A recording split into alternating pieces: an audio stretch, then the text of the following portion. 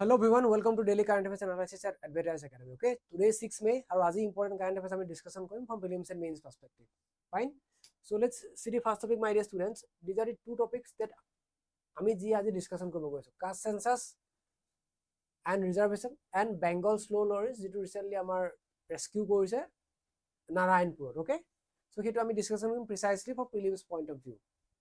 Okay, so প্ৰথমতে আমি discussion কৰিম this caste census and reservation. Okay, so why is in news, what is caste census, we will discuss it in details. Okay, mandal commission to amar ami jodi saw je previous year question regarding mandal commission question amar ahi thoka dekha poa goise. Okay, very important constitutional and legal constraint bur ami sam. Okay, ami various commissions bur ami discussion korim from your examination point of view, kan iar par question agote pyq ahise de previous year question agote ahise mandal commission opor question khudise. ঠিক আছে, so let's start the topic, my dear students. What is caste census now? Caste census to কি হয় যে caste census record individual caste identities during the national census. এই national census এর সময়তে caste census to আমার কি হয় যে আমার individual যিবোৰ caste আছে তাৰ কি কৰা যায় record আমি কৰা যায়. Okay, caste census is a record. Okay, caste census records what individual caste identities during the national census. It helps caste census ama ki help kore je, it helps the distribution and socio-economic status of caste group. Okay, socio-economic status of various caste bur ama ki hoy. Okay, code keneke various caste bur distribute hoy ase across our country hetu ame jonat help kore. Aru ei bostu tu ama ki help koribo jete amar eta proper data thakibo regarding various caste.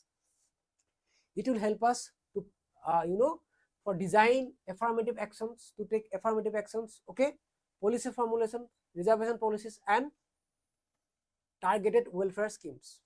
Okay, aru jetia amar hatot proper data thakibo regarding various castes tetia ama ki kobo je various ami schemes bu loat. Okay, inclusive development ot ama ki kobo inclusive development ot amak help koribo. বুজি পাইছা? so data driven policy কথা ইয়াত কব পাৰিম মই. Okay, data driven policy লোৱাত আমাক help কৰিব. বুজি পাইছো? so caste census যেটা আমি কৰিম properly আমাৰ যেটা proper data থাকিব আমাৰ regarding various caste and their socio-economic status along with their distribution, যে কোনটো caste code বেছিকে আছে যেতিয়া আমি হেতু গম পাম their distribution across our country তেতিয়া আমাক various policy লোৱাত, okay, various social welfare schemes বুলত আমাক হেল্প কৰিব. আৰু তেতিয়া আমি কি কৰিব পাৰিম যে যিখিনি আমাৰ marginalized communities আছে সেইখিনিক আমি uplift কৰাত আমাক হেল্প কৰিব. Okay, fine. so আমি যদি historical background to চাও এটো ব্ৰিটিছ এৰাৰ পৰা আমি caste census to তেওঁলোকে ইউজ কৰি আহিছে, তাৰ পিছত post independence to ইউজ কৰা দেখা যায় caste census to. Okay, then 1961.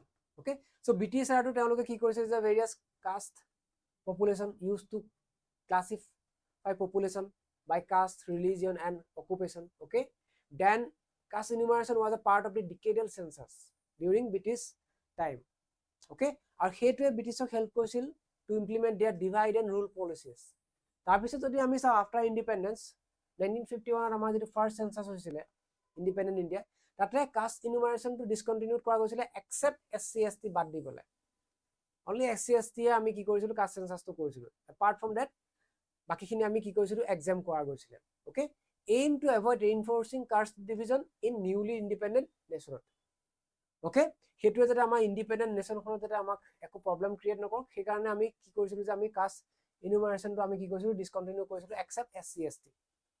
getting তাৰ পিছত 1961 ডাইৰেক্টিভ যদি আমি চাও central government permitted states to conduct their own OBC survey. 1961 এটো ডাইৰেক্টিভ সেন্ট্ৰেল গভৰ্নমেন্টে স্টেট গভৰ্নমেন্টক দিছিলে. Okay, state specific OBC list were compiled independently. Okay, no national caste census for OBC was conducted. OBC কাৰণে কোনো তেনেকুৱা national কি কৰা নাছিলে কাষ্ট সেন্সাস কৰা নাছিলে 1961 বা 1951 পাছৰ পৰা. ওকে, নেশনাল সেন্সাস নাছিলে বাট ষ্টেটক সেন্ট্ৰেল গভৰ্নমেন্টে অৰ্ডাৰ দিছিলে বা ডাইৰেক্টিভ দিছিলে টু কম্পাইল এ OBC কাষ্ট OBC লিষ্ট. বুজি পাইছো? আৰু এটো বৰ্তমান টাইমত আমাৰ এটা বহুত ডিমান্ডৰ আছে টপিকটো, very important for your mains examination mainly. So আমি যদি চাও যে 1979 80th মণ্ডল কমিশন, এটো আমাৰ APSC পৰীক্ষাত আহি থাকে. মণ্ডল commission related to what? UPSC. very important for your examination point of view. It identified OBC using 11 socio-economic indicators. Okay, use 1931 census data and limited field survey. Okay, estimated OBC at 52% population OBC বুলি estimate কৰিছিলে according to this commission, Mandal commission. Very important. পৰীক্ষাত repeatedly আহি আছে মণ্ডল কমিশনৰ বিষয়ে আমি জানিব লাগিব পৰীক্ষাত কোৱেশ্চন সুধি থাকে recommended what periodic survey of reservation list every 20 years. Every 20 years যাতে এটা periodic review হয় এটো কি কৰিলে recommend কৰিছিলে by the Mondal Commission. Okay, emphasize reservation as temporary uplift tools. আৰু reservation to temporary uplift tool হিচাপে কি কৰিছিলে emphasize কৰিছিলে permanent নহয় temporary uplift tool হিচাপে. Okay, not permanent entitlement. Okay, এইখিনি আছিল মণ্ডল কমিশনৰ recommendation. This is very important for your prelims point of view. এনেকুৱা নহয় যে এতিয়া কাৰেন্ট এফেয়াৰ্স আহিছে পৰীক্ষা নুখুদিব পাৰে যেহেতু মণ্ডল কমিশনৰ ওপৰত আগতো কেইবাবাৰো পৰীক্ষাত সুধিছে গতিকে we should know about it যে এটো কমিশনে কি recommendation কৰিছিলে আৰু কেতিয়া আহিছিলে very important from your examination point of view. Okay, so prelims ত সুধিব পাৰে ইয়াৰ পৰা question. Okay, very important. Next আমি যদি চাও this recent development. Okay, 2011 ত আমাৰ এটা socio economic caste census আহিছিলে যেটো এতিয়াও আমি গভৰ্নমেন্টে ইউজ কৰা যায় for various to find out the various beneficiary of social welfare scheme or beneficiary আমি বিচাৰিব কাৰণে 2011 ত যেটো আমাৰ socio economic caste census আহিছিলে তাৰ পৰা আমি ডাটা বু লোৱা যায় বা beneficiary আমি তাৰ পৰা কি কৰা যায় সিলেক্ট কৰা যায়. Okay, is the last national level attempt to collect caste and socio economic data. তাৰ পিছৰ পৰা আমাৰ কোনো তেনেকুৱা census হোৱা নাই socio economic caste census আমাৰ 2011 ৰ পাছৰ পৰা হোৱা নাই. It faced criticism due to data inconsistencies and lack of release of caste specific data. Okay, current scenario আমি যদি চাও যে rising political and social demand for update caste data এটো এটা ডিমান্ডৰ আছে যে আমাৰ political আৰু social demand হয় এটো যে caste data টো আমি কি কৰিব লাগে আপডেট কৰিব লাগে. Okay, so government has now approved caste enumeration in the upcoming national census. এটা গভর্নমেন্টে কৈছে যে ন্যাশনাল যেটো আপকামিং ন্যাশনাল সেন্সাস আমাৰ হ'ব তাতে আমি কাষ্ট ইনুমাৰেশন টো আমি কি কৰিম ইনক্লুড কৰিম এপ্ৰুভ কৰিছে government. Okay, seen as a move to inform policy making and social justice framework. Okay, যেতিয়া আমাৰ হাতত proper data থাকিব so it will help us for better policy making and social justice ত আমাক কি কৰিব help কৰিব. Okay, your main motive to hold to provide social justice to the disadvantaged group. Okay, and to make informed policy. Okay, data driven policy বুলি আমি কব পাৰো. Okay, যেতিয়া আমাৰ হাতত সম্পূৰ্ণ সঠিক তথ্য থাকিব তেতিয়া আমি কি কৰিব পাৰিম যে আমি সঠিক আমি policy বা আঁচনি আমি লব পাৰিম to uplift the disadvantaged caste. Okay, similarly এই আৰ্টিকেলটো আমাৰ ইম্পৰ্টেন্ট কনস্টিটিউচনত যদি আমি চাও যে reservation for inadequately represented backward classৰ কাৰণে আমি কি পোৱা যায় পাবলিক এমপ্লয়মেন্টৰ কাৰণে আৰ্টিকেল 16(4) এটো এবাৰ APSC পৰীক্ষাত আহিছে আৰ্টিকেল 16 টো কি হয়. Okay, APSC প্ৰিলিমছতে এবাৰ আহিছে article 16(4).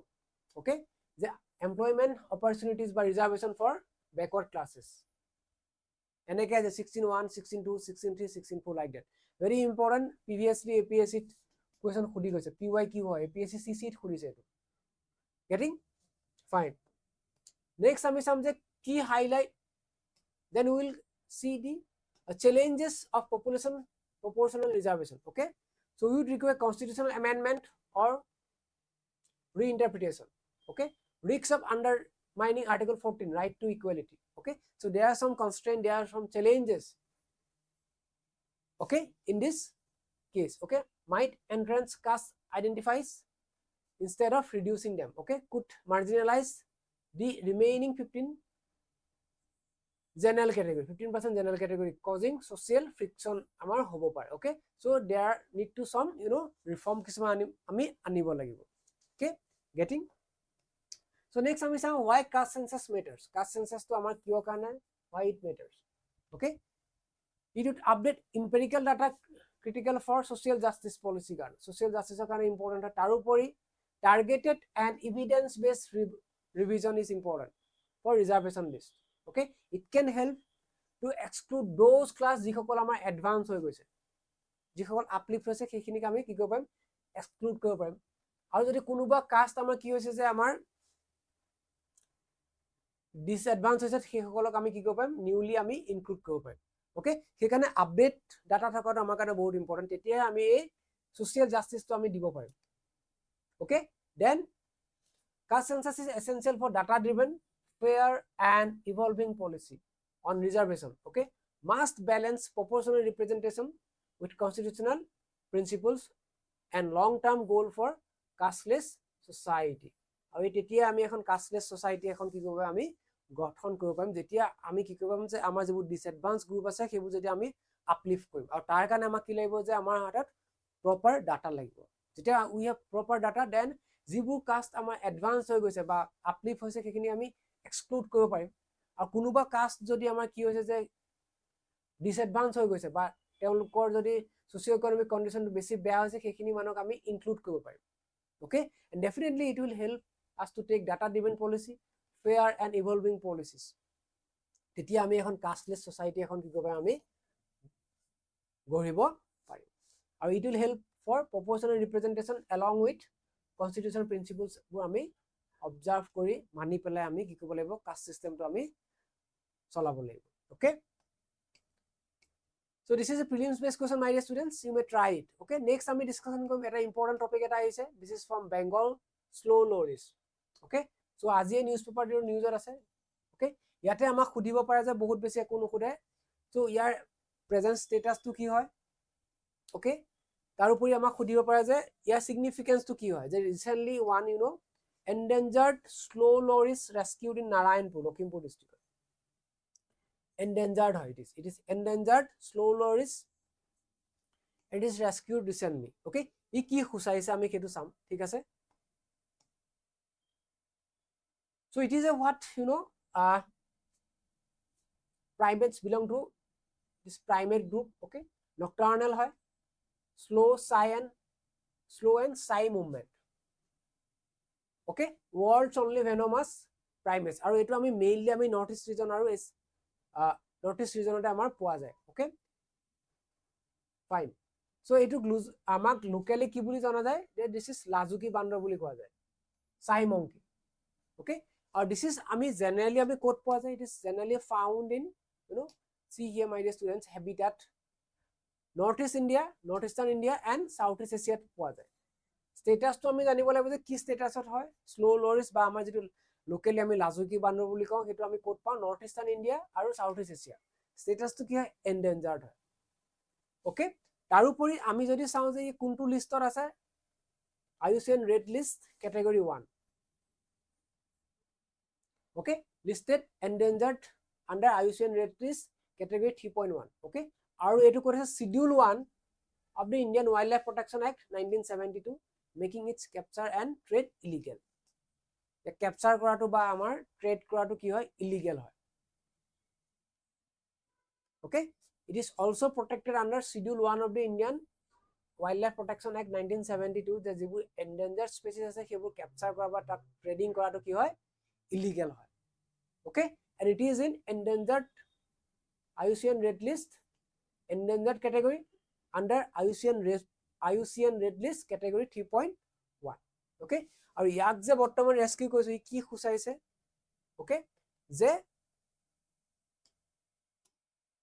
rescue highlight the rich biodiversity of Assam and the need for community awareness in wildlife protection etu important যে আমাৰ অসমত যে ৰিচ বায়োডাইভাৰ্সিটি আছে হেতুৱে এটু কি বুজাইছে হেতুৱে খুচাইছে okay slow loris plays an ecological role important ecological role by controlling why it is important to insect population and contributing to seed dispersion okay it is important ecological balance maintain কৰাত slow loris এটা কি কৰে যে কি roll play কৰে okay insect population কি কৰে control কৰে বুজি পাইছনে এখানে ইম্পৰ্টেন্ট গতিকে এই বস্তুবোৰ যদি আমাৰ একেবাৰে নাইকিয়া হৈ যায় গতিকে আমাৰ ইকোলজিক্যাল ব্যালেন্স যেটো আছে হেতু ইমব্যালেন্স হৈ যাব getting so that's why আমি কি কৰিব লাগিব যে we have to make community awareness এনেকুৱা যেতিয়া আমি endangered species বোৰ পাওঁ হেবোৰ আমি কি কৰিব লাগিব protect কৰিব লাগিব preserve কৰিব লাগিব হেবোৰ আমি ক্যাপচাৰ কৰি বা হেবোৰৰ লগত আমি কিটা ট্ৰেড কৰিব নালাগিব ওকে তেতিয়া আমাৰ কি হ'ব যে আমাৰ ইকোলজিটো আমাৰ কি হ'ব ইকোলজিক্যাল ব্যালেন্সটো আমাৰ ecological balance to will maintain বুজি পাইছা very important for your examination point of view বেছিকে আমাৰ important point হ'ল যে slow loris locally known as লাজুকী বান্দৰ যেটো আমাৰ বৰ্তমান আমাৰ ইয়াৰ ষ্টেটাসটো কি হয় যে endangered species হয় according to IUCN red list okay এটোৱে আমাৰ কাৰণে important আৰু ইয়াৰ habitatটো mainly ক'ত আছে যে north east India and south east Asia okay that is important for us okay so that's all for today's class my dear students thank you everyone for joining the class যদি কাৰোবাৰ কিবা doubt থাকে you may join or you may contact or comment on the comment section okay thank you everyone for joining the class okay thank you